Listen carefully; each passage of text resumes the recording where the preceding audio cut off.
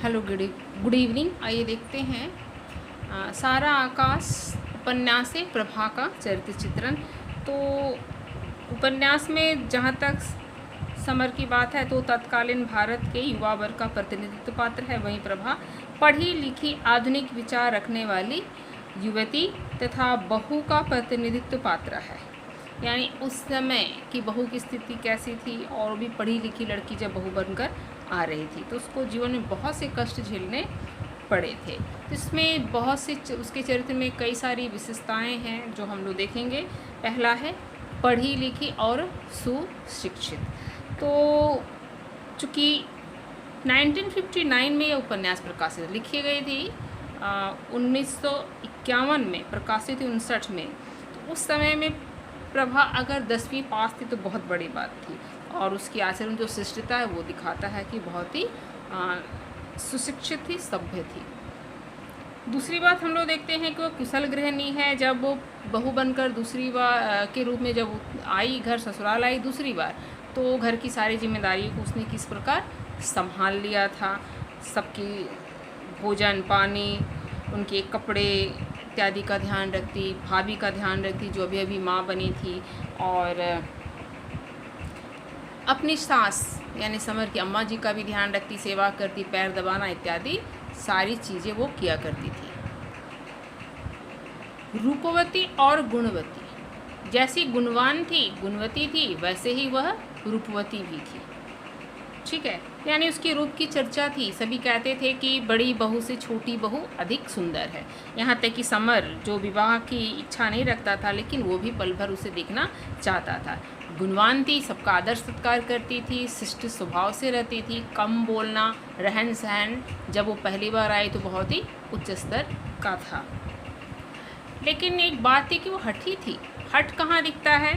जब वो घर वालों को लगा करे तो घूंघट करती ही नहीं है, पर्दा नहीं करती है।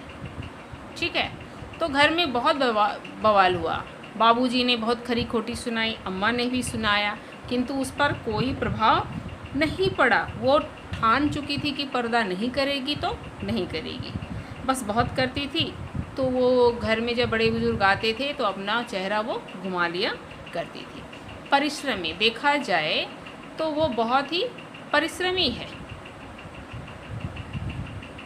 जिस प्रकार से घर का काम काज उसने संभाल लिया था, अकेले ही सब कुछ किया करती थी, इससे साफ जाहिर है कि वह परिश्रमी है।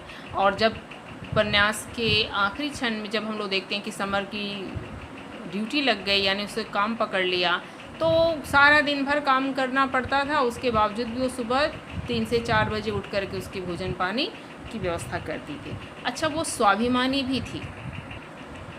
उपन्यास के पूर्वार्ध के जो 10वें अंक में यह बात घटना घटित हुई है कि किस तरह से छत पर जाने को लेकर के बहुत उल्टे सीधे बात कहे गए। अम्मा और बाबूजी ने तो बहुत ही निष्ठुरता से उसके चरित्र पर लाछन तक लगा दिया कि कोई उसका किसी के साथ उसका गलत संबंध है, इसलिए छत पर बार बार जाया करती है। उसने कोई जवाब तो नहीं दिया था, लेकिन यहाँ कहा गया है कि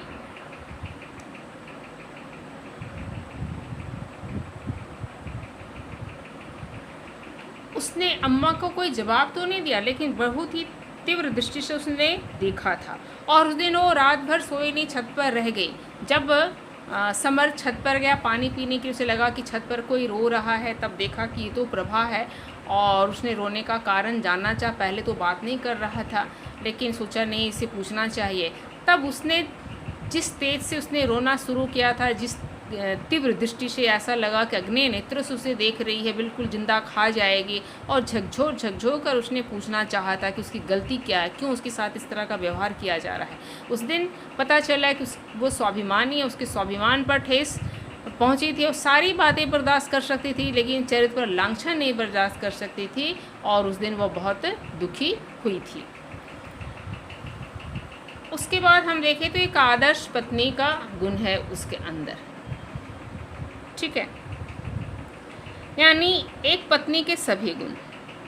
पति से प्रेम करती थी। जब ससुराल से मायके गई पहली बार तो सभी के बारे में कुछ ना कुछ बातें बताई, लेकिन पति ने इतना दुर्व्यवहार किया था उसके बारे में कोई शिकायत उसने नहीं की थी।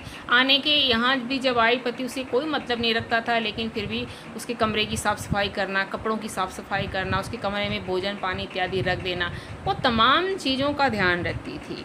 सबसे ख़ास बात है कि जब उससे मेल मिलाप हो जाता है तो समर के सपनों को साकार करने के लिए वो पुरजोर कोशिश करती है, हमेशा उसे प्रोत्साहित करती रहती है कि उसे आगे पढ़ना चाहिए। उसकी इच्छा को ही वो अपनी इच्छा मानती है, उसकी सभी आशाओं को पूरा करना चाहती है, हमेशा उसका साथ देना चाहती है। संघर्षपूर्ण जीवन देखा जाए तो उसका जीवन संघर्ष से ही भरा रहा। जब भी वो बहू बनकर आई विवाह के पश्चात, तो कभी सुख की प्राप्ति नहीं हुई। बहुत अधिक परिश्रम खटता हुआ उसका जीवन बीत गया। सबके ताने सुनने पड़ते थे, सबकी खरी खोटी सुननी पड़ती थी, उसके काम में नुक्ताचीनी किया जाता था, पति से भी उसका दुर्व्यवहार ही रहा। हाँ, एक समय ऐसा हुआ कि पति से प्रेम भाव जरूर हो गया, लेकिन फिर भी जीवन के दुखों का अंत नहीं हुआ था, और यहाँ तक कि उसके पहनने ओढ़ने तक का भी अभाव था।